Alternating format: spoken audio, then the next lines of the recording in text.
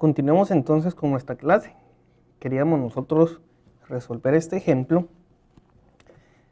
Consideremos las restricciones x1 más x2 menor o igual que 6, x2 menor o igual que 3, x1 más 2x2 menor o igual que 9, con x1 y x2 mayores o iguales que 0. Las primeras dos restricciones eran las que nosotros teníamos de nuestro ejemplo anterior. Agregamos una restricción y entonces deberíamos de encontrar algunas otras particularidades sobre este problema. Primero que necesitamos hacer es aumentar el problema para que esté en forma de igualdades. Entonces tengo ahora x1 más x2 más x3. Tengo que esto es igual a 6. Tengo x2 más x4. Esto debería ser igual a 3. Y ahora tengo que x1 más 2x2 más x5 debería ser igual a 9. Y que x1, x2, x3, x4 y x5 van a ser mayores o iguales que 0. ¿De acuerdo? Yo les pedí que ustedes encontraran todas las posibles combinaciones de resultados que podríamos tener con las bases de x1 con x2, x1 con x3 y así sucesivamente. Otra vez recordando aquellas que no fueran linealmente dependientes.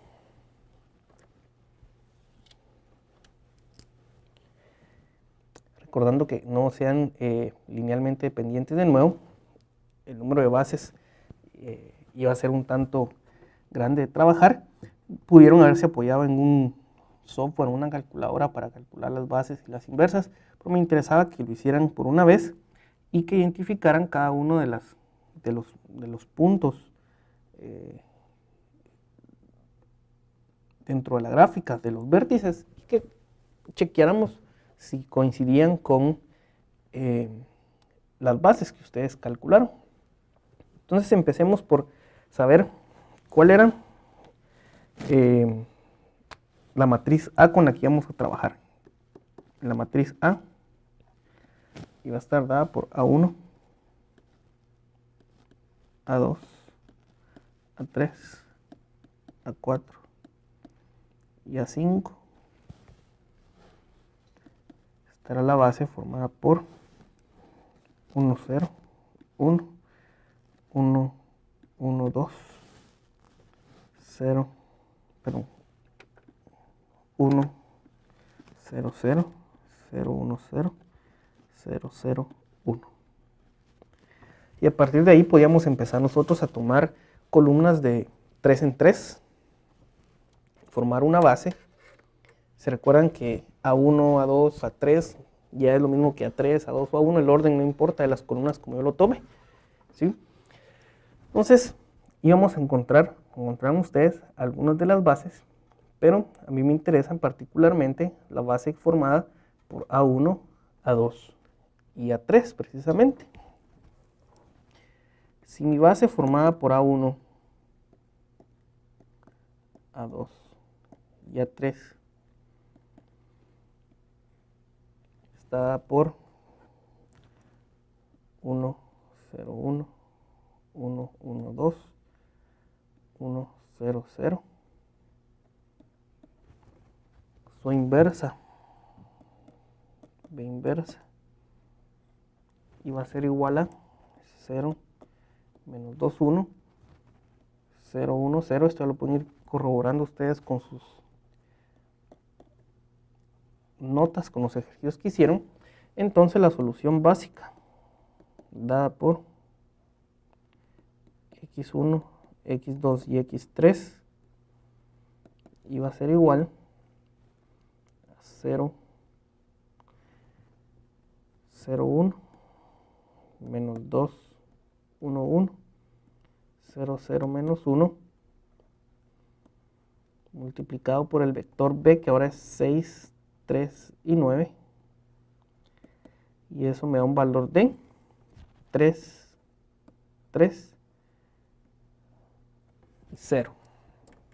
¿De acuerdo?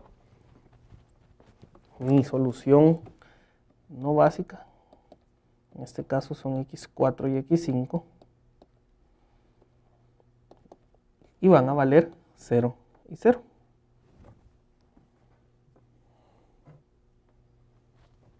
¿De acuerdo? Bien, ¿qué característica tiene esta base en particular que me interesaba que ustedes visualizaran? Si nosotros revisamos los conceptos que discutíamos cuando hablamos de formar las bases y cómo se formaban, teníamos nosotros que al final decía, si los valores de xb son mayores que 0, se dice que la solución es no degenerada. Pero si xb tiene al menos un término, al menos uno de ellos, igual a 0, entonces la solución es degenerada. ¿Qué tenemos acá? Que dentro de este problema tenemos que uno de los términos de la solución es igual a 0. Por lo tanto, en este caso podemos decir que la solución básica factible es degenerada.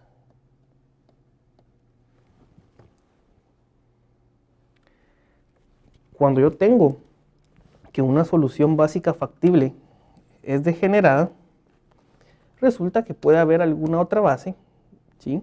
Puede existir alguna otra base que también me dé el mismo valor y que también sea degenerada. En este caso, la base formada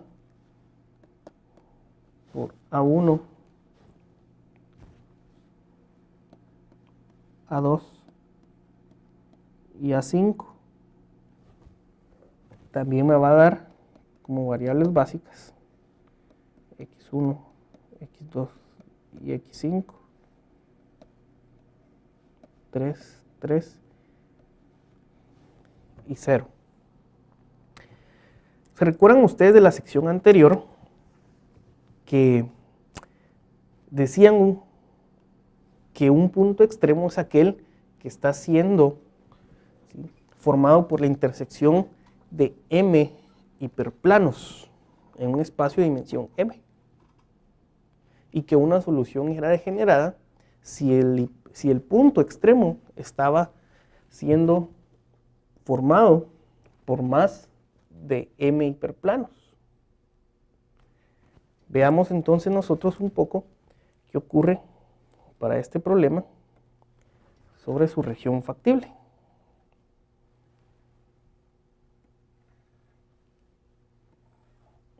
Tengo la primera restricción, la segunda restricción, pero resulta que hay una tercera restricción en este caso, que es la de x1 más 2x2 menor o igual que 9, y esa restricción queda dada de esta forma. Es algo muy parecido a esto.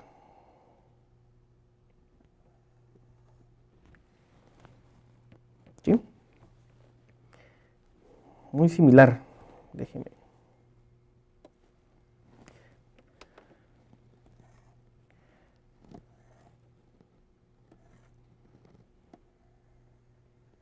Ahí estamos. Quiere decir que mi región factible, que es esta región que está acá, tiene un punto, que es este punto que está acá, que se da como la intersección de las tres restricciones. Quiere decir que en una dimensión 2 hay un punto extremo que está formado por tres hiperplanos que se intersectan. ¿Qué significa esto? A nivel de álgebra lineal, que ese punto extremo va a ser degenerado, lo cual es básicamente el resultado que nosotros obtuvimos en este caso, y es que la solución básica es degenerada. Además, tengo una segunda base que también me da el mismo resultado, x1 igual a 3, x2 igual a 3, x5 igual a 0, que es una solución básica factible, que coincide también con exactamente ese mismo vértice. Cuando x3, x5, x4 y x5 van a ser 0, las variables de holgura van a ser 0 cuando yo me encuentre justamente en aquellos puntos que coinciden con los valores de las igualdades. Entonces noten ustedes que para la primera base que tengo acá con x1, x2, x3, x3, x4 y x5 tienen valores 0, x3 en la base, las otras dos en las no básicas. Quiere decir que x1 más x2 debe ser igual a 6, x2 tiene que ser igual a 3, y x1 más 2x2 tiene que ser igual a 9, lo cual es cierto. x1 con 3 y x2 con 3 coinciden con esas igualdades. Además, en ese mismo punto también coinciden con las desigualdades de x1 igual a 3, x2 igual a 3 y otra vez x5 igual a 0. x3 y x4 también valen 0 otra vez, solamente que ahora x3 está en las no básicas y x5 está en las básicas, pero el resultado es el mismo. ¿Por qué x3 y x5 valen 0 las dos en ese punto? Pues simple y sencillamente porque estamos en un punto en el cual estamos exactamente encima de la restricción que corresponde a cada una de ellas. Eso es algo muy interesante y les voy a pedir que verifiquen con sus resultados que efectivamente si yo me coloco en este punto, en ese vértice, estoy sobre la restricción x2 menor o igual que x3, que tiene asociada la variable holgura x4, es decir, x2 más x4 igual a 3, van a ver ustedes que en ese punto x4 vale 0. La variable holgura que corresponde a esa restricción va a valer 0 porque yo estoy exactamente sobre la igualdad. De la misma forma, si yo me muevo hacia este punto, que estoy exactamente sobre la primera restricción, voy a tener que la variable que corresponde a esa restricción, que en ese caso es x3, va a valer 0. Pero ellas están en la no base. Sin embargo, para este vértice en particular, que es degenerado, resulta que tengo dos restricciones, estoy en más de dos restricciones al mismo tiempo, por lo tanto, en la base que necesito tener alguna de ellas, seguro que voy a tener que van a ser 0, aunque estén dentro de la base, por lo tanto van a ser degeneradas, ¿de acuerdo? Entonces ustedes podrán haber comparado las demás bases, ninguna otra tiene soluciones degeneradas, al menos para los otros vértices, solamente son degeneradas aquellas que coinciden en este vértice que estamos analizando, ese vértice que tenemos ahí, ¿de acuerdo? Si tienen alguna duda con el ejemplo, me lo hacen llegar por favor. Yo creo que estamos claros con esto. Lo que me interesaba era que visualizáramos nosotros ese conjunto de variables, de soluciones básicas, perdón, que coinciden en un mismo punto, que son degeneradas. Seguramente ustedes encontraron más bases las cuales generan soluciones no factibles, ¿verdad? Puntos que coinciden acá, algún otro que coincide acá, que ese ya lo teníamos de manera muy similar al por ejemplo anterior, y así sucesivamente, ¿de acuerdo? Vamos a continuar nosotros entonces un poco. Algo muy simple, muy sencillo es que la correspondencia que existe entre los puntos extremos y las soluciones básicas factibles. Ya nosotros con los ejemplos que hemos hecho, hemos visto que efectivamente los puntos extremos están asociados con una de las bases que nosotros formábamos. Cada una de las bases que nosotros formábamos correspondía a uno de los puntos extremos de la función objetivo, incluyendo aquellos que eran no factibles, ¿verdad? Entonces, ¿qué tenemos nosotros? Para un problema de minimizar Cx sujeto a que a x es igual a b con x mayor o igual a 0, donde la matriz A es una matriz de m por n y cuyo rango es m, nosotros por la sesión anterior, el repaso de álgebra lineal que ustedes hicieron, sabemos que hay n hiperplanos linealmente independientes activos sobre x. ¿A qué nos referimos a que hay n planos linealmente independientes activos sobre x? Es el número de planos que van a formar ese punto x, esa región x, ¿de acuerdo? Así como nosotros para el ejemplo anterior teníamos dos puntos linealmente independientes, dos planos linealmente independientes que forman cada uno de los puntos. De la misma manera, acá sabemos nosotros que para cada punto extremo X vamos a tener n planos linealmente independientes. Bien, AX igual a B provee m hiperplanos. ¿Por qué sabemos que provee m hiperplanos? Porque cada hiperplano coincide con una de las filas de la matriz A. Y la matriz A nos están diciendo que es de m filas. Si el conjunto de restricciones AX igual a B provee m hiperplanos linealmente independientes activos sobre el punto X, donde deberían de haber n, entonces tienen que haber P igual a n menos m hiperplanos adicionales generados por ¿quién? Pues por las restricciones de no negatividad, para poder llegar yo a tener los n hiperplanos linealmente independientes que necesito. ¿De acuerdo? Si los planos P, que son los adicionales, nosotros los hacemos coincidir precisamente con aquellas soluciones no básicas, que ya sabemos que tienen un valor de 0, entonces para el sistema AX igual a B con X igual a N, solamente podemos encontrar una solución que esté dado como B más XN igual a B, y dado que XN ya sabemos que es igual a 0, entonces B es una matriz de M por M invertible. ¿Cómo sabemos que es invertible? Porque es la única solución que va a tener este sistema que está acá.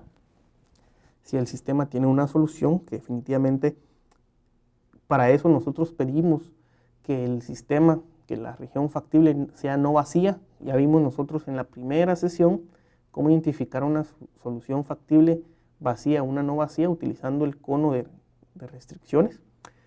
Pues bien, si yo tengo un problema con una región no vacía, ya sé que xn son igual a 0, que son los n hiperplanos, los p hiperplanos que sobran para formar los n que necesito. Entonces la única solución al problema va a ser igual que va a ser que yo defina una matriz B, tomando las columnas que corresponden, dejo como n aquellas columnas que corresponden a las xn que yo hice 0, vuelvo a obtener que bxb más nxn es igual a b, por lo cual la única solución es la que nosotros ya conocíamos, que es que xb sea igual a b menos 1b y que sea mayor o igual que 0 para decir que es una solución básica factible.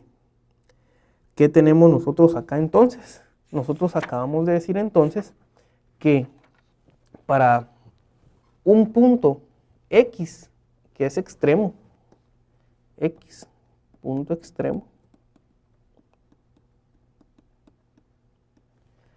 existe una base B asociada a él y además xb igual a b menos 1b y xn igual a 0. Es una solución básica. Si además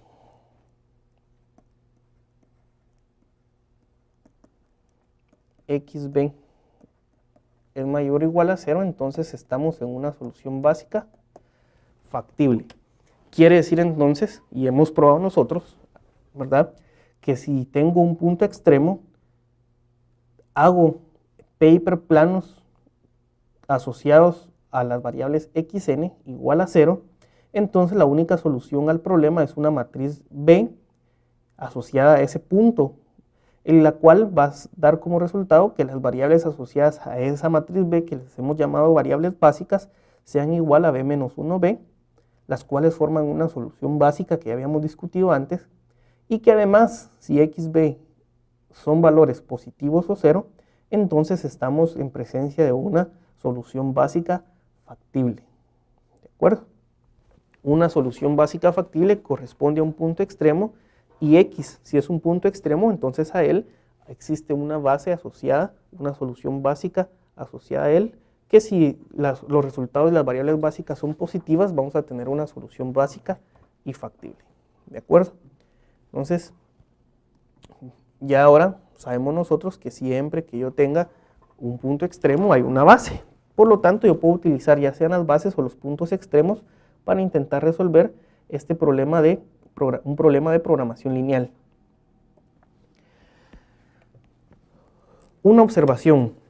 Si existe más de una base que represente un punto extremo, entonces ese punto extremo va a ser degenerado. Eso lo pudimos ver en el ejemplo anterior, donde nosotros, por lo menos en este caso, yo enumeré dos bases diferentes para el mismo punto, para este punto que está acá. Para este punto, yo formé dos bases posibles, una era con A1, A2 y A5, y la otra era con A1, A2 y A3. Y esto quiere decir entonces que si yo tengo más de una base que coincidan con un punto, con ese mismo punto, ¿verdad? Quiere decir que hay más intersecciones, hay intersecciones de más de dos hiperplanos, en este caso más de n hiperplanos en ese punto, entonces el punto va a ser degenerado, ¿sí? Importante esto, más de una base que lo represente, entonces el punto extremo es degenerado. Sin embargo, algo que también es muy cierto es el caso inverso no es cierto. Si yo tengo que un punto es degenerado, no significa, ojo, si un punto extremo es degenerado, no significa que exista más de una base que represente ese punto. Por ejemplo, si yo tengo el conjunto de restricciones x1 más x2 más x3 igual a 1, con menos x1 más x2 más x3 igual a 1, con x1, x2 y x3 valores positivos, entonces yo puedo formar las siguientes bases. Puedo formar una base que me dé como variables básicas a x1 y x2, cuyos resultados van a ser 0 y 1. Y puedo tener otra base formada por x1 y x3, cuyos valores sean 0, 1. Y las dos son soluciones básicas factibles. Pero además, cada una de esas soluciones básicas factibles son degeneradas.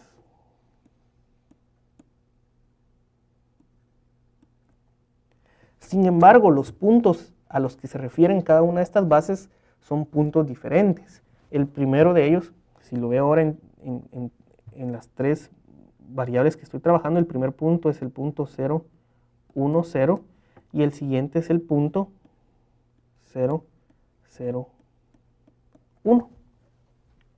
Son dos puntos diferentes. No coinciden los dos puntos en el espacio. Sin embargo, contienen degeneraciones, ¿de acuerdo? Si un punto es degenerado, no necesariamente hay muchas bases que generen ese punto. Pero si hay muchas bases que forman un punto, seguro que el punto sí es degenerado, ¿de acuerdo? La regla es solamente en una dirección. Y si quieren lo podemos resumir acá.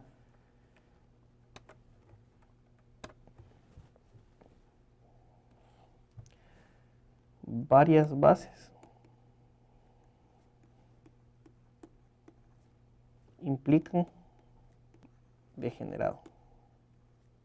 El punto, ¿verdad? No estamos hablando acá de nada más. Si es degenerado, no implica varias bases.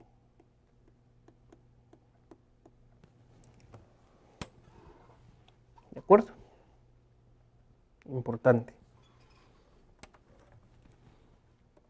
Algo que nosotros también debemos de estar seguros es que existen soluciones básicas y factibles, es decir, que la región factible existen vértices en ellas que puedan ser asociados a una base.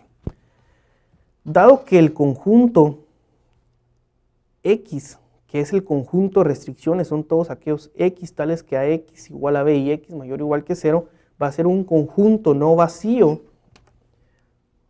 Ojo, va a ser un conjunto no vacío. entonces contiene puntos extremos. Y nosotros sabemos que puntos extremos coinciden con soluciones básicas y factibles. Quiere decir que si el conjunto de restricciones es no vacío, importante eso, es no vacío, entonces sí existen puntos extremos, por lo tanto sí existen soluciones básicas y factibles. El único caso donde yo no puedo encontrar ninguna solución básica es cuando yo tenga una región factible vacía. Pero ya hablamos nosotros de que para una región factible que es vacía no puedo resolver ese problema, efectivamente. ¿Por qué? Porque no voy a encontrar nada que pueda cumplir con las restricciones del problema, porque las restricciones del problema generan una región, ¿sí?, que no contiene puntos. No hay puntos candidatos a ser soluciones del problema de programación lineal. Entonces siempre van a existir soluciones básicas factibles siempre que el conjunto de restricciones no sea vacío. ¿De acuerdo? Bien. Veamos entonces un pequeño resumen de los resultados que tenemos hasta el momento. Si nosotros tenemos un sistema dado por Cx igual a AX igual a B, con X mayor o igual que 0, donde la matriz A es una matriz de M por N y de rango M, entonces podemos enunciar los siguientes 4 teoremas. Primero, la colección de puntos extremos corresponde a la colección de soluciones básicas y factibles.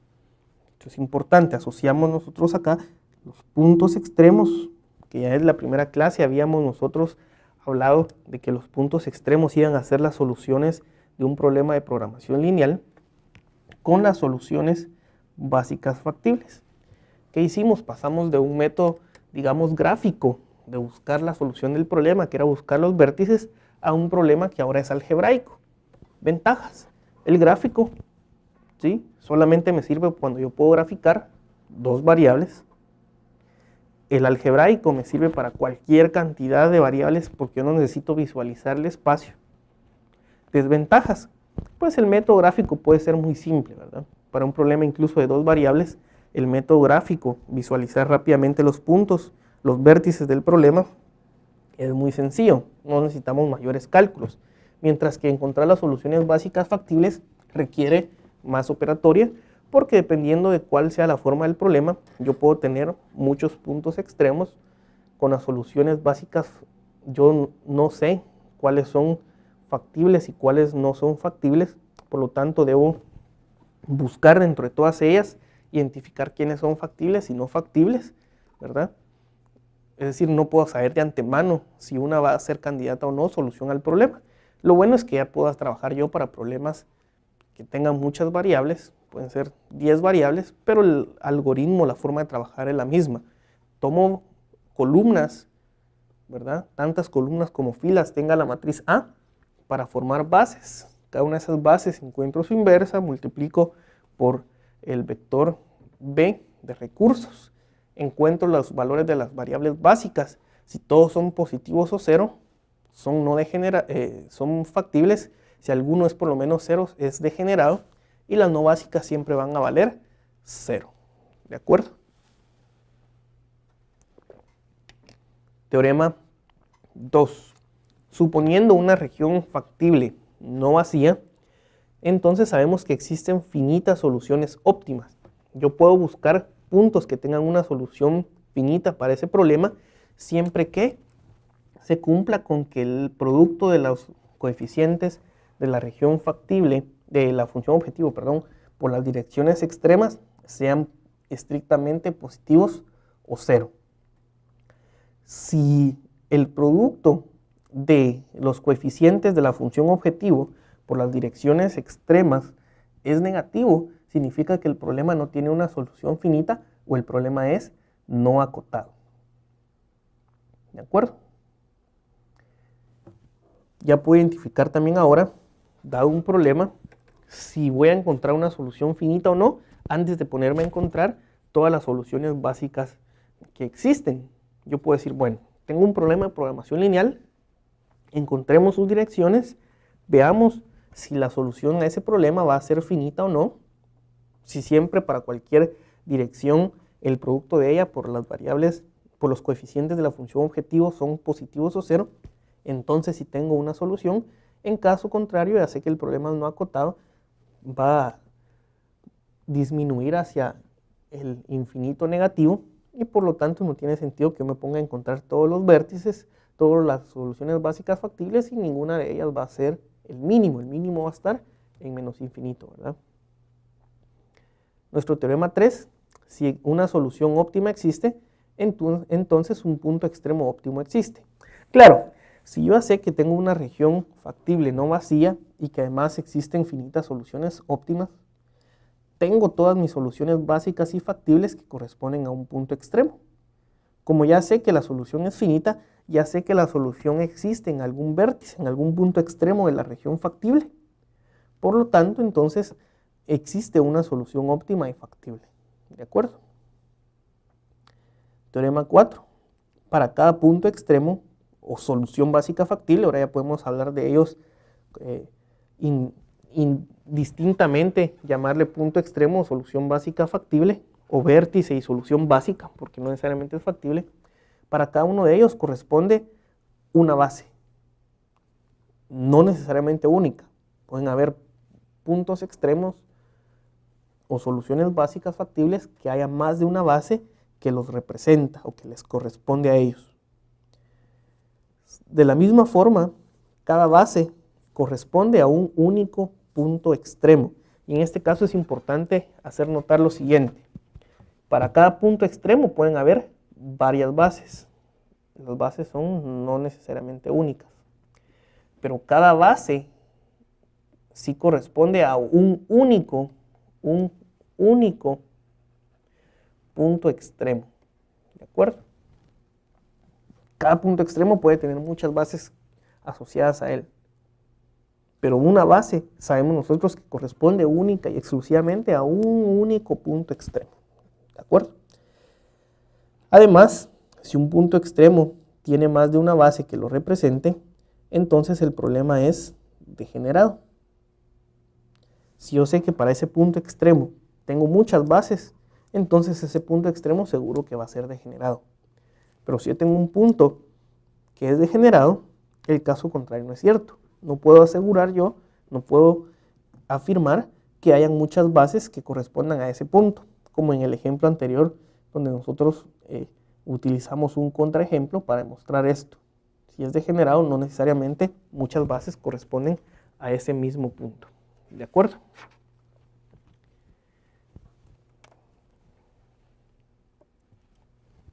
Bien. ¿Cuáles son las claves del método simplex? Nosotros ya tenemos ahora mucha información algebraica de cómo trabajar el método simplex, de cómo definir el método simplex, y nos interesa a partir de esas claves que nosotros ya tenemos para resolver un problema de programación lineal, utilizarlas para definir el algoritmo, ¿sí? En el fondo lo que nosotros hemos estado implementando ya es el método simplex. Lo que necesitamos ahora es cómo crear un algoritmo que sea más fácil de poder ir utilizando, que me pueda simplificar, sobre todo el hecho de calcular las bases, porque pueden ser muchas, y poder definir cuándo ya tengo una solución óptima y cuándo no. Entonces, supongamos nosotros que el problema de programación lineal es minimizar Cx sujeto a que Ax es igual a B con X mayor o igual a 0, donde la matriz A es una matriz de M por N y de rango M. Supongamos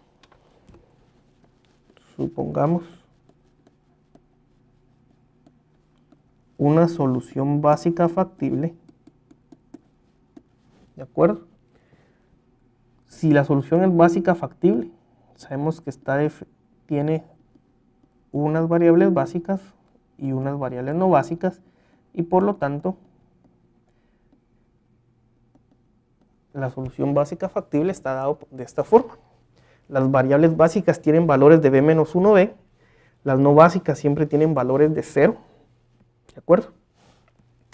Calculemos ahora entonces, dada esta solución básica, cuál es el valor, el resultado de la función objetivo.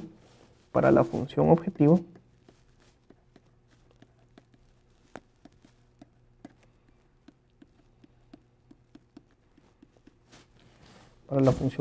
nosotros tenemos que C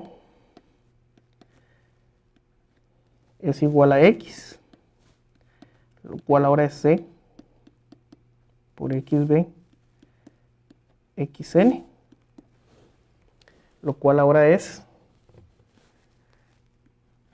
como cambié el orden de las variables ya no solamente son X1, X2, X3, X4, así sucesivamente, sino que ya pueden ser X1 con X4, con X5, así puedo tener yo una combinación diferente.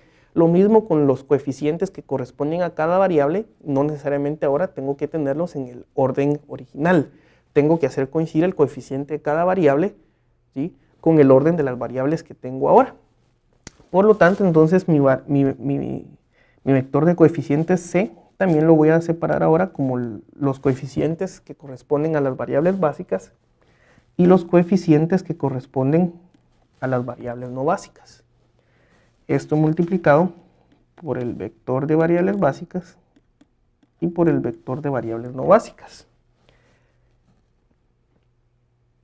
Quiere decir entonces que el valor de Z, lo voy a llamar, como estamos hablando de que ya tenemos una solución objetivo, una solución básica factible, le voy a llamar Z sub 0, va a ser mi solución con la que yo empiezo a trabajar, y a partir de ella vamos a buscar nosotros una segunda solución o futuras soluciones. Entonces Z0 va a estar dado como CB por XB más CN XN.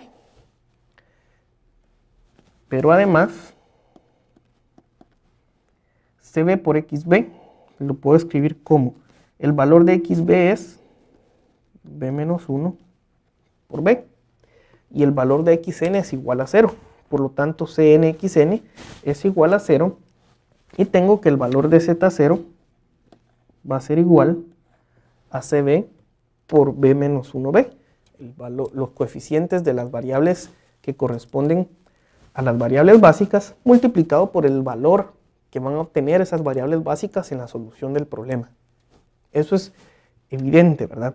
Yo busco los valores de las variables, averiguo cuánto vale su valor, y si quiero verificar cuánto vale la función objetivo para esa solución, lo que hago es tomar el coeficiente de la función objetivo, tomar el valor, y como la función objetivo está definido como el producto de los coeficientes por las variables, pues multiplico los valores y la suma de todos los diferentes coeficientes por su variable individual me va a dar el costo total, que era una de las características del problema. Entonces ahí tengo el valor de la función objetivo. Además nosotros sabemos que BXB más NXN es igual a B. Por lo tanto, y ya lo hemos calculado de esa manera, XB es igual a B menos 1B menos B menos 1N por XN. ¿De acuerdo? Esto lo voy a escribir, voy a reescribir este problema, lo que tengo acá, de la siguiente manera. Esto es B menos 1B menos, voy a escribir esto como la sumatoria de J que pertenece a un conjunto J, ya voy a definir quién es ese conjunto J, de B inversa, por, ahora, ¿cómo está formada XN y cómo está formada la matriz N? Bien, la matriz N está formada por columnas de la matriz A que corresponden a variables no básicas, y XN está formado por aquellas variables que no son básicas. Entonces yo puedo decir que N y XN corresponde a el producto de la columna de una variable no básica por el valor de la variable no básica. Entonces en este caso lo voy a definir como AJ y XJ. ¿de acuerdo? Y eso va a ser para aquellos donde el conjunto J es el conjunto de índices de variables no básicas. ¿De acuerdo?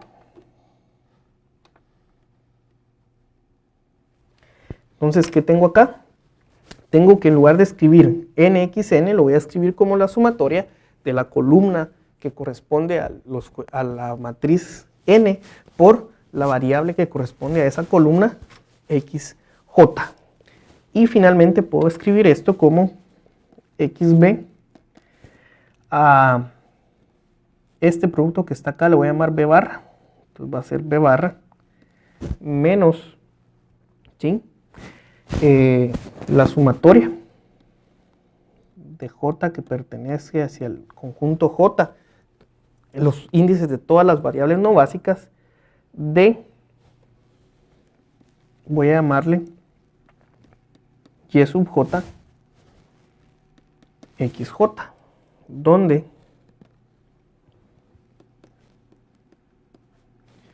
voy a agregarlo acá, x barra es igual a b menos 1b y ej es igual a b inversa por a sub j, ¿de acuerdo?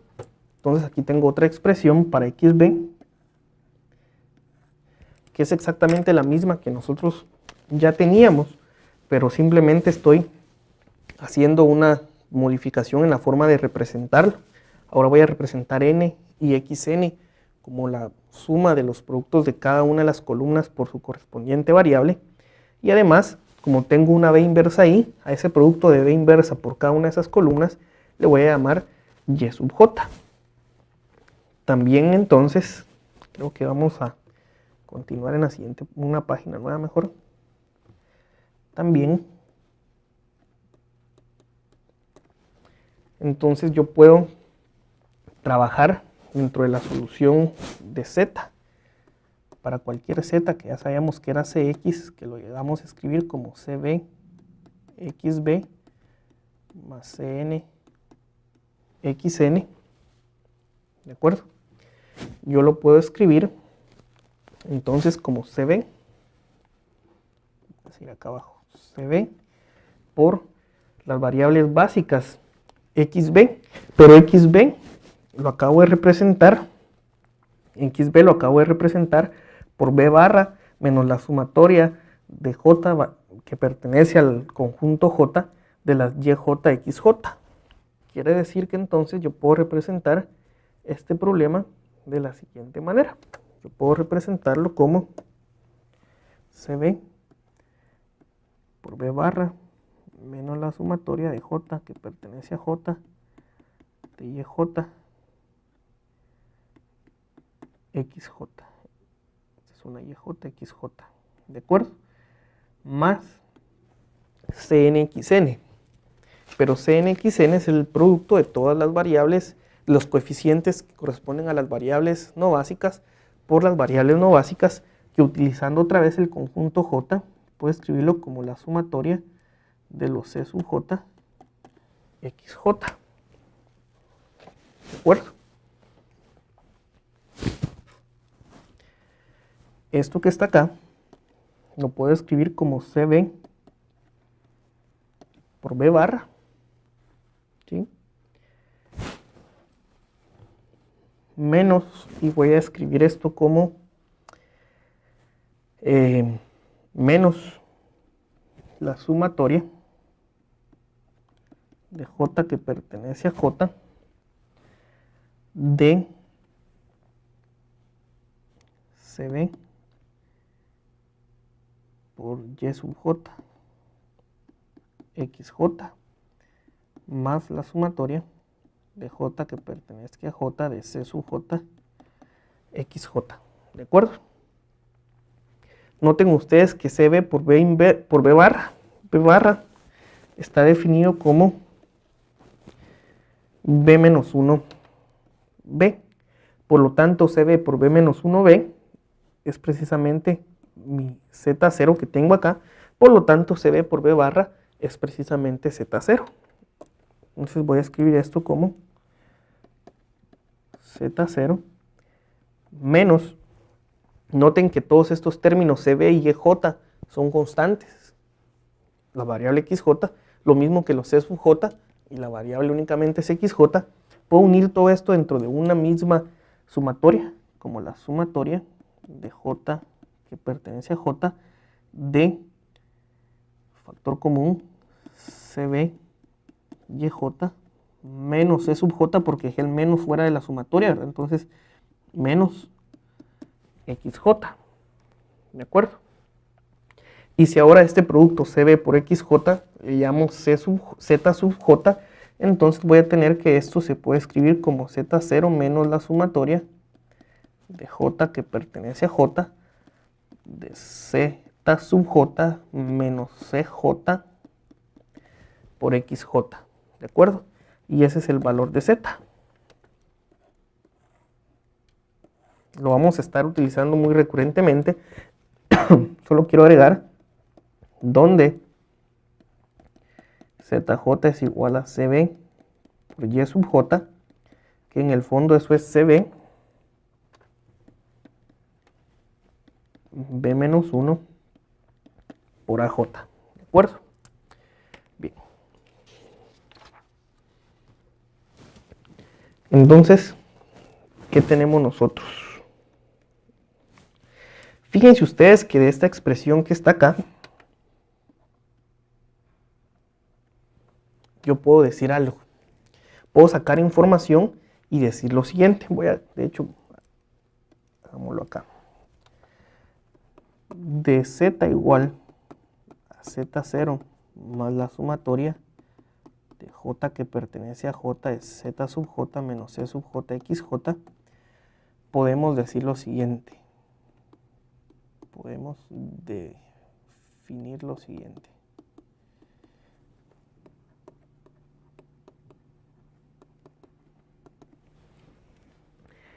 ¿Qué pasa? ¿Qué pasa si ZJ menos CJ, ojo, acá hay un valor, ahí está. ¿Qué pasa si ZJ menos CJ es un número positivo? 1. Si ZJ menos CJ, voy a irme por el estrictamente positivo, es mayor que 0, ¿qué podemos decir nosotros de ese problema? Si ZJ menos CJ es mayor o igual que 0, significa que es positivo. Vemos el problema acá arriba. Notemos que las XJ también son positivas, son variables del problema. En todo caso van a ser positivas o a lo más van a ser 0. Entonces ese producto puede ser positivo o 0. Si es positivo, lo que tenemos acá nosotros, vamos a escribirlo acá, entonces ZJ menos CJ por XJ va a ser positivo 0. Por lo tanto, si a un valor Z sub 0 yo le quito un valor positivo, entonces Z puede disminuir, ¿de acuerdo? Si XJ yo lo hago crecer, este producto entonces se vuelve positivo, por lo tanto a Z0 le estoy quitando, le estoy restando algo que es positivo, por lo tanto Z puede disminuir.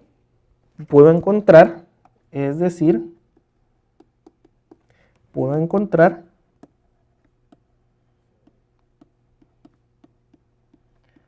un valor más pequeño para Z, haciendo crecer XJ. Recordemos que XJ es no básica. Quiere decir que XJ está en valor 0. Pero entonces yo la puedo hacer crecer, ¿verdad? Puedo sacarla de las no básicas, hacerla crecer y hacer que el valor de Z sea más grande, haciendo que x sea más grande, sabiendo que zj menos c sub j es un número positivo. El otro caso, si zj menos cj es menor que 0,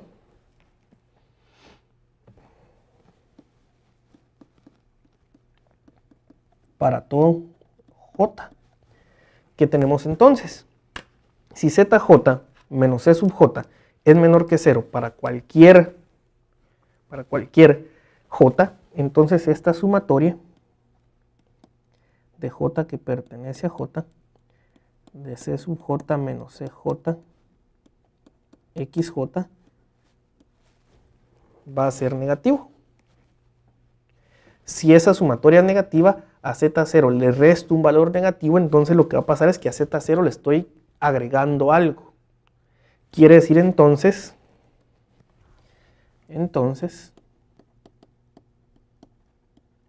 al incrementar cualquier xj, el valor de z va a aumentar.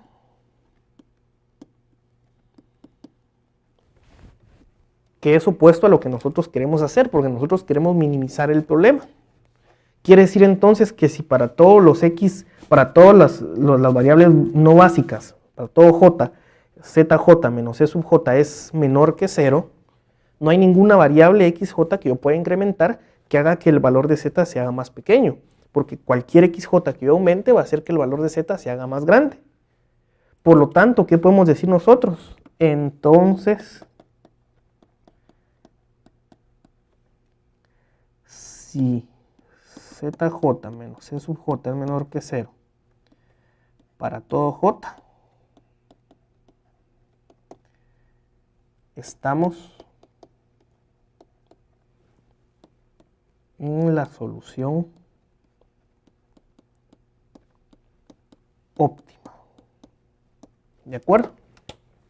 Si yo no puedo incrementar ninguna variable, si no hay ninguna variable que yo pueda meter a la base, hacerle incrementar, que yo pueda modificar, que haga que z sea más pequeño, que era el caso 1, y de hecho encuentro que cada una de las variables que yo tengo como no básicas, al hacerlas incrementar, hacen que el valor de la función objetivo se haga más grande, entonces estoy en presencia de la solución óptima. ¿De acuerdo? Entonces ya tenemos nosotros un método ahora para saber cuándo estoy o no en presencia de la solución óptima. ¿Cuándo voy a estar en presencia de la solución óptima? Cuando ocurra esto. zj menos cj menor que 0 para cualquiera de todas las variables no básicas. Entonces estamos en la solución óptima. ¿De acuerdo?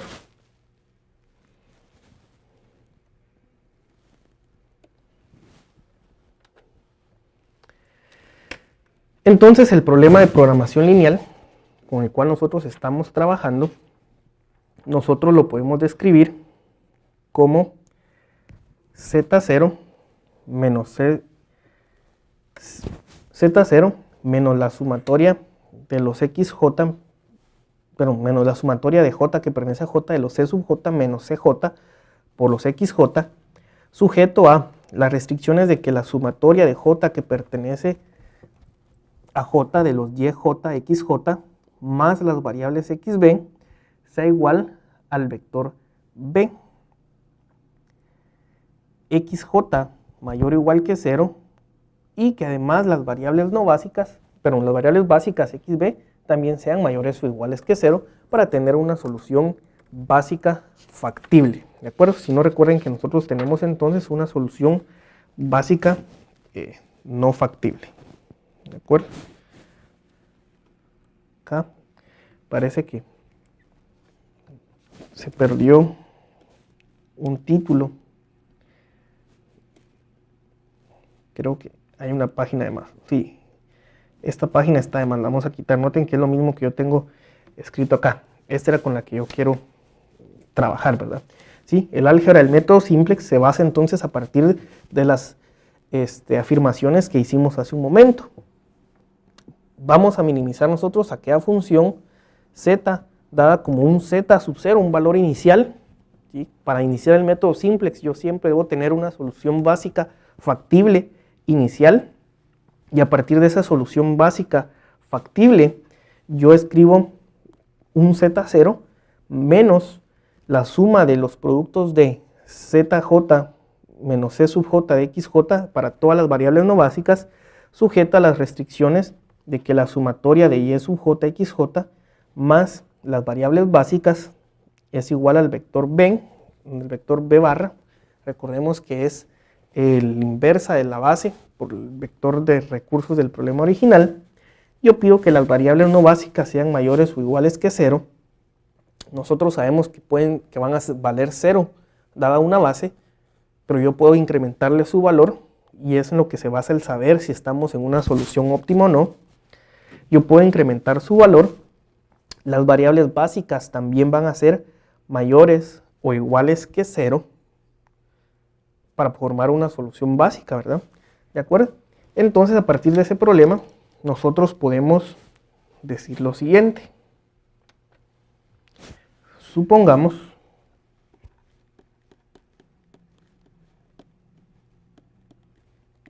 una solución, una variable, perdón,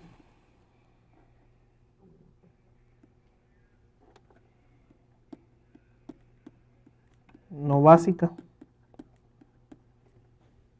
xk, ¿sí? Y una variable básica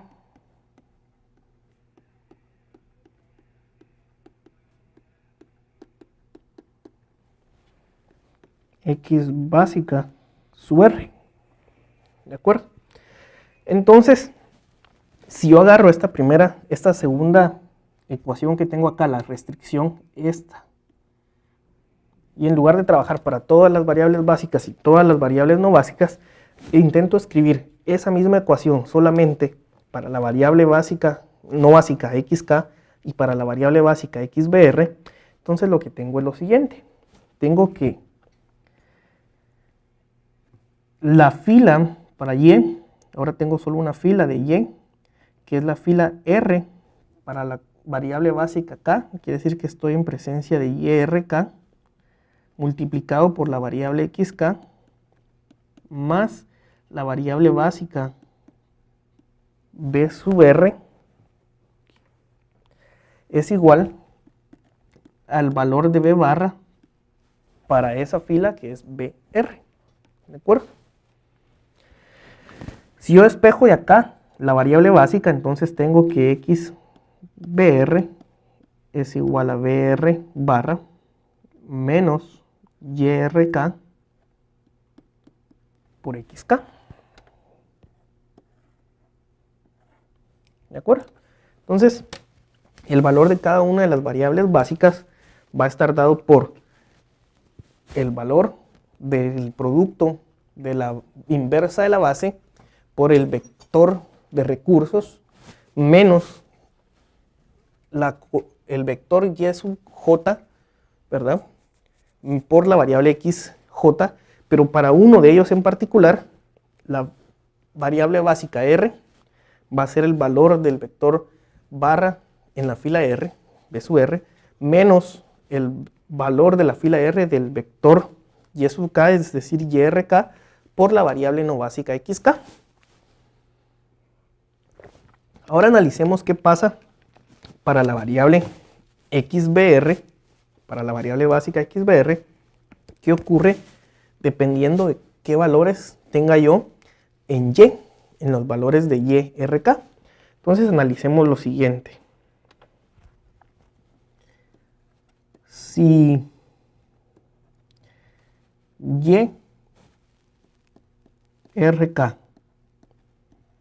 es menor o igual que 0, ¿qué va a ocurrir? Acuérdense que la xk es una variable no básica, vale 0.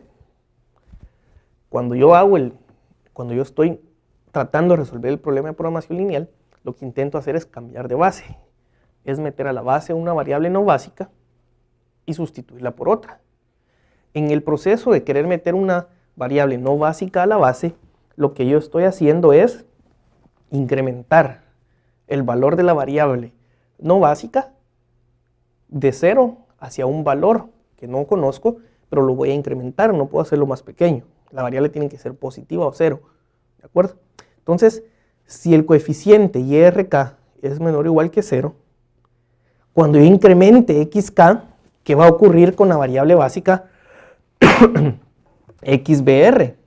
Pues bien, si YRK es menor o igual que 0, entonces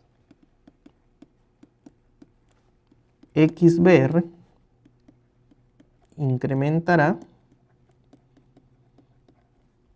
a medida que XK incremente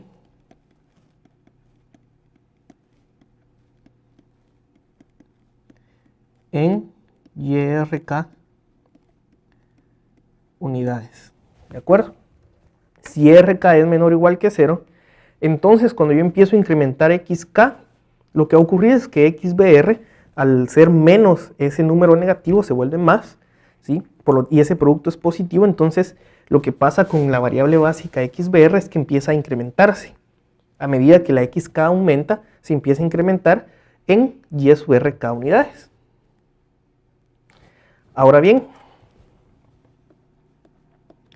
si YRK es mayor que 0, entonces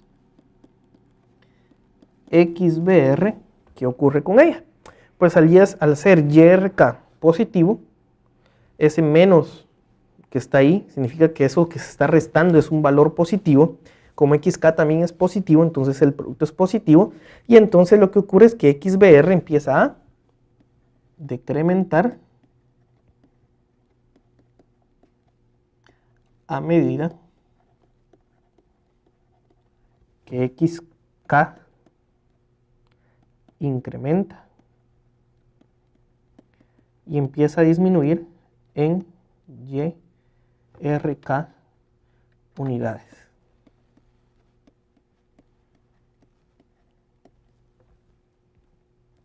¿De acuerdo? Por ejemplo,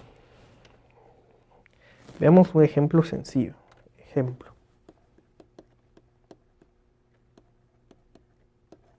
Para entender esto que está acá. Imaginemos que XBI, cualquiera, ¿verdad? XBR, perdón, le hemos estado llamando XBR.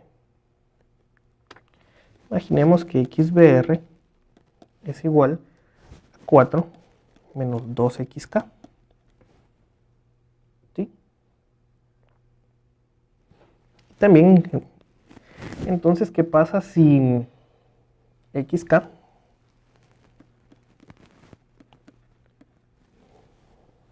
pasa a valer 1? ¿De acuerdo? Recordemos que XK vale 0, es no básica.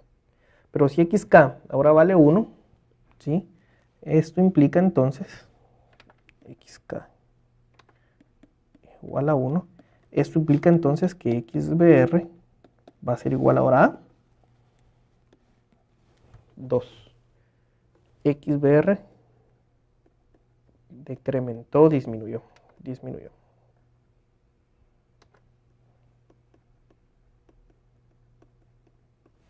¿De acuerdo? Ahora bien, ¿qué pasa si XBR fuera igual a 4 menos 2XK? Si XK vale 1, entonces XBR va a valer ahora 6. Quiere decir que este fue un incremento, ¿de acuerdo? Si YRK es menor o igual que 0, entonces cuando XK aumente, también va a incrementar la variable básica, pero si YRK es mayor que 0, entonces la variable básica va a disminuir, va a decrementarse a medida que XK se incremente. La pregunta sería, ¿cuánto puedo hacer yo que XK incremente? ¿Hasta qué punto yo puedo hacer que mi variable básica, no básica, crezca? Veamos, hagamos una pequeña observación. Ya sabemos que ahora quiero que crezca y que la otra empiece a disminuir. Entonces ahí debe haber un límite. Claro, si las dos crecen, pues no hay nada que restrinja que una siga creciendo y que la otra siga creciendo a la par. Pero si una de ellas está creciendo y la otra está disminuyendo, ahí hay un límite. ¿Por qué? Porque la variable x básica, xbr, no puede tomar valores negativos. ¿Por qué? Porque entonces deja de ser factible. Entonces, debe haber un límite para el cual xk puede crecer, ¿sí? Hasta dónde puede crecer xk, pero que la otra todavía siga siendo factible, es decir, siga siendo positiva o cero. Entonces veamos unos pequeños ejemplos para intentar intuir cómo voy a identificar yo hasta dónde puede crecer la variable xk. Entonces imaginemos xbr y voy a utilizar 4 menos 2xk como un primer ejemplo. Y como segundo ejemplo, xbr igual a 7 menos 3xk. Para el primer ejemplo, si xk vale 1, xbr vale 2. Si xk vale 2, xbr vale 0. Ahí me detengo. Xk para el segundo ejemplo vale 1, entonces xbr va a valer 4. ¿Sí? Si xk vale 2, xbr va a valer 1. Quiere decir que todavía puedo seguir incrementando, pero si xk lo hago 3, xbr vale menos 2.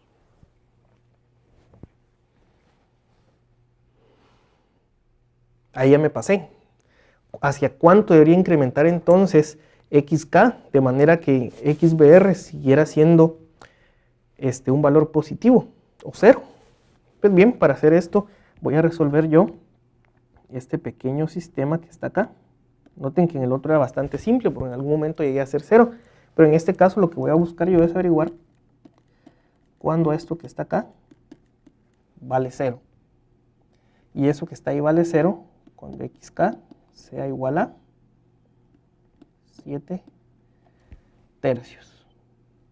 Si xk vale 7 tercios, entonces xbr vale 0, que es justamente donde debo detenerme, ¿verdad? Cuando xbr puede llegar a ser 0. Claro, puedo detenerme antes de que sea 0, pero mi mayor crecimiento para xk es cuando xbr sea igual a 0. Por lo tanto, cada vez que yo quiero resolver esto que está acá, por lo tanto, que xbr igual a br menos yrk por xk, esto significa que xk puede crecer hasta, cuando resuelvo esta pequeña ecuación que tengo aquí, igualada a 0, y eso va a estar dado por br partido yrk.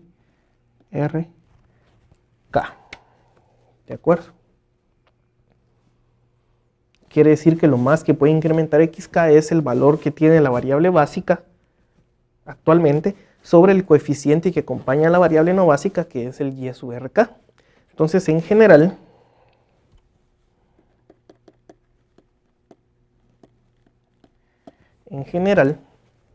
si ahora estoy trabajando para no una variable básica, sino que varias variables básicas, ahora es xb igual al vector b menos una sola variable básica, pero tengo un vector yk xk.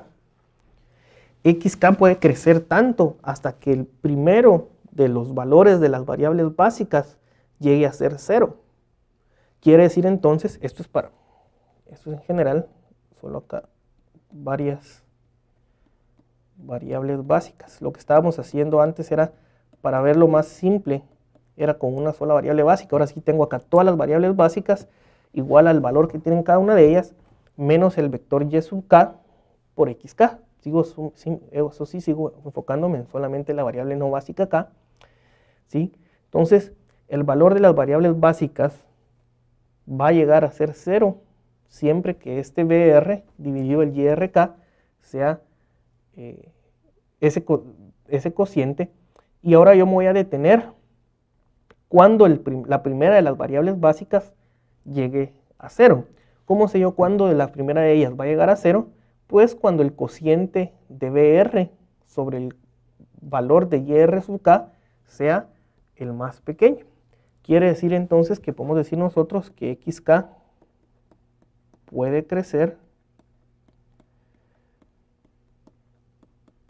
hasta XK va a ser igual a BR sobre YRK, que va a estar definido como el mínimo, ¿sí?, de los BI barra sobre Y y K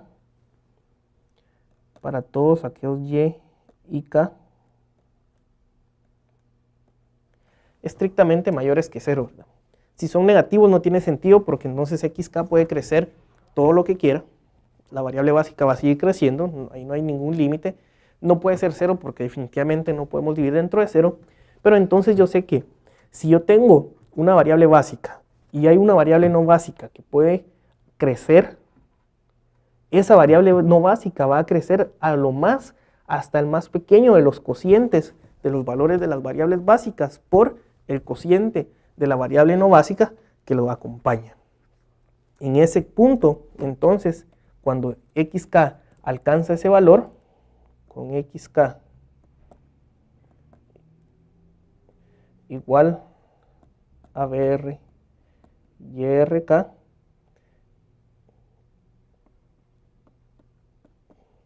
el valor de XBR va a ser de 0. ¿De acuerdo?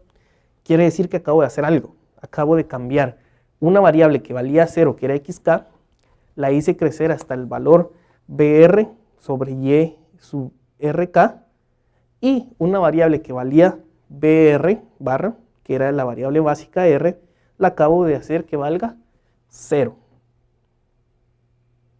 ¿De acuerdo? ¿Qué es lo que estoy haciendo entonces yo en el fondo? Esto que está acá se conoce como un cambio de base. ¿Por qué un cambio de base? Estoy modificando XK de valer 0 a XK valer YBR sobre YRK, y estoy haciendo que BR, que antes tenía un valor BR barra, se vaya hacia el valor de 0. Noten que la que era básica, que originalmente tenía 0, ahora ya no es básica porque ya no vale 0, pero la que era básica, que tenía un valor diferente de 0, ahora tiene un valor de 0. Quiere decir que está seguramente ahora metida dentro de las no básicas, ¿de acuerdo? Entonces lo que estamos haciendo acá es un cambio de base. Estoy escogiendo una variable no básica, ¿sí? Estoy encontrando una variable no básica y la estoy metiendo ahora dentro de las básicas, y la estoy cambiando una de las que estaban dentro de la base por una de las que están dentro de las no básicas. ¿Por qué tengo que meter una y sacar otra? Porque el número de variables básicas que yo puedo tener es m. Entonces, si yo agarro una no básica y la intento meter, voy a tener m más 1. ¿Qué hago entonces? Una de las que están ahí, sacarla, ¿de acuerdo? ¿Sí? Para que la base siga siendo de tamaño m por m. Y ahora una pregunta es, ¿cuál de las variables no básicas vamos a meter a la base? Entonces, recordemos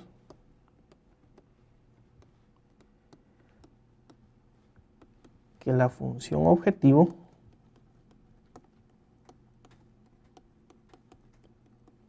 z estaba dado como z0 menos la sumatoria de j que pertenece a j de los c sub j menos cj por xj. si ZJ menos E sub J es mayor que 0, ¿sí? Entonces XJ mejora la solución.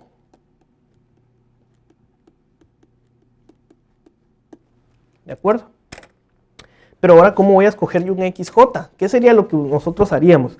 Si a mí me dicen que aquellos ZJ menos E sub J positivos mejoran la solución, la hacen cada vez más pequeña, ¿cuál tomaría yo? Pues aquella que lo haga lo más pequeño posible de una vez. ¿Y cuál es aquella que hace que la solución sea lo más pequeño cada vez? Pues es aquella que es el más grande de los CJ menos C sub J. Entonces,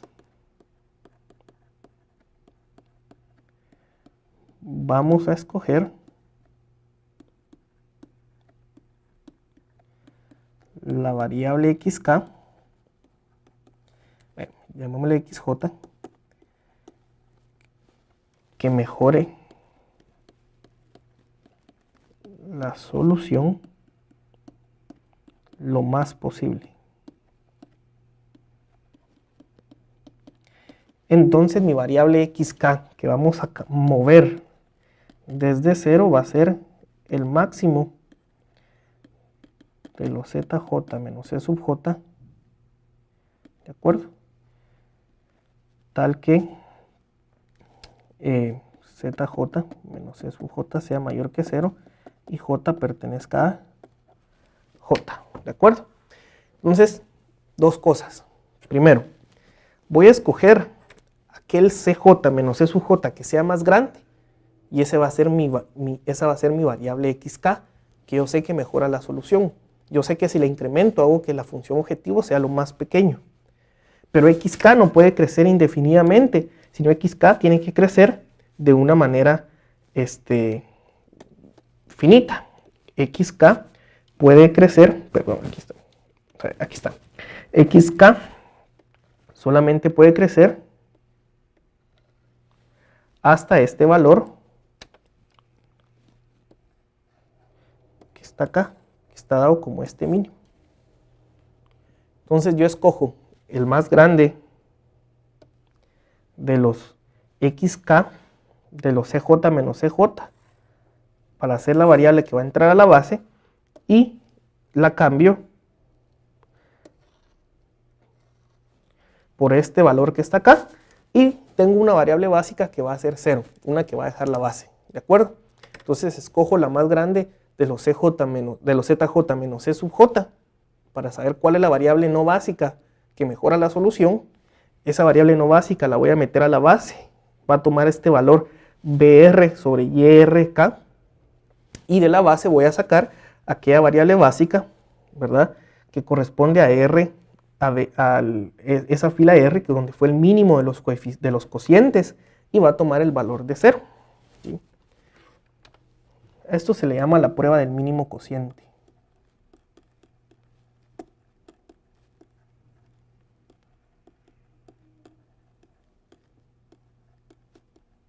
O el cociente mínimo, ¿de acuerdo? Entonces ahora nosotros, dada una solución básica factible inicial, sabemos nosotros si se puede mejorar o no. ¿Cómo sé yo que se puede mejorar? Eso lo hemos discutido, y es si los CJ menos C sub J, si los ZJ menos C sub J son todos negativos o 0, ya no hay mejora. Si hay alguno que es positivo, ahí puede haber mejora. Voy entonces, agarro el mejor de ellos, ¿sí? Agarro el mejor de ellos y hago una sustitución, ¿verdad? Voy a cambiar de variable, ¿de acuerdo? Bien. Entonces, hagamos un pequeño resumen, si quieren. Hagamos un resumen de esto que acabamos de estar discutiendo, y es resumen .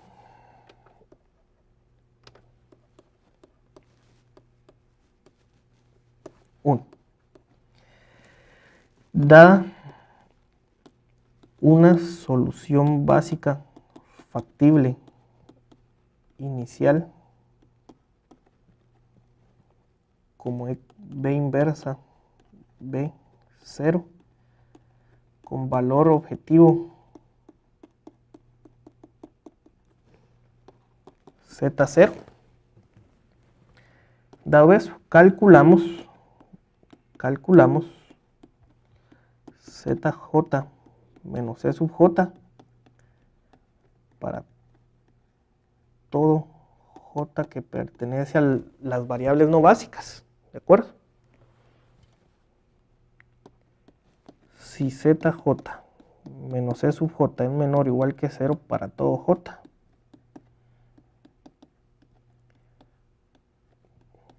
deténgase, la solución es óptima.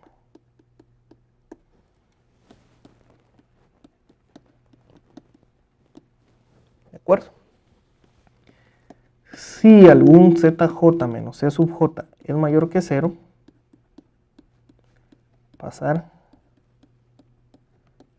al paso 2. ¿Cuál sería nuestro paso 2 entonces? Tomar zk menos c sub k, que es el máximo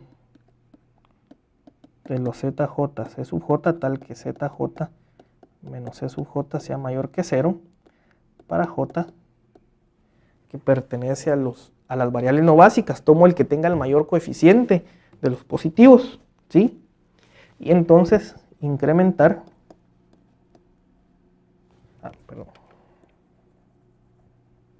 3,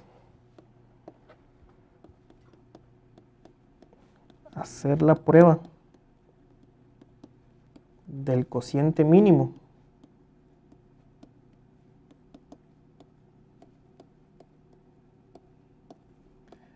para encontrar la variable básica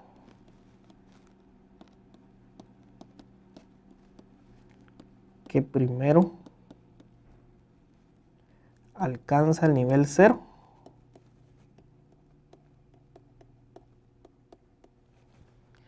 ¿Cómo lo hacemos? Pues bien, nosotros calculamos xk va a ser igual a br sobre yrk, que es el mínimo de los bi sobre y y k, tal que y y k sea positivo. Ojo que solo lo voy a hacer para los positivos, los negativos no me interesan porque entonces ninguno de ellos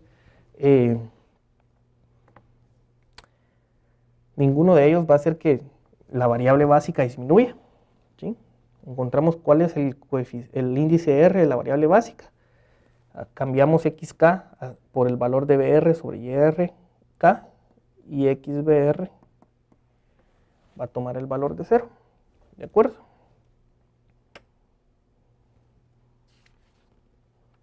Y ahí tenemos una mejor solución, ¿sí? Tenemos una mejor solución, pero nosotros podemos seguirla mejorando, ¿de acuerdo? ¿Qué hacemos entonces? Volver a repetir, ¿sí? Cambiamos la base.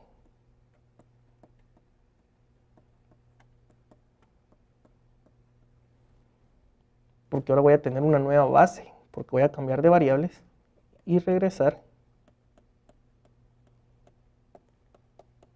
al paso 1. Acá vamos a hacer nosotros otra aclaración más adelante, y es que noten que yo estoy diciendo que los 10 sub k tienen que ser mayores que 0. Vamos a ver qué hacer o qué interpretar nosotros en el caso de que las variables y sub y k vayan a ser menores que 0, ¿de acuerdo? Entonces, sigamos, vamos a hacer un pequeño ejemplo, ¿de acuerdo? Vamos a aplicar este algoritmo que nosotros acabamos de definir de la siguiente manera. Vamos a intentar nosotros minimizar x1 más x2, sujeto a que x1 más 2x2 es menor o igual que 4, con x1 menor o igual que 1, y x1 más x2 mayor o igual que 4. ¿Sí? Vamos a intentar trabajar este problema con el algoritmo que hemos definido, ¿de acuerdo?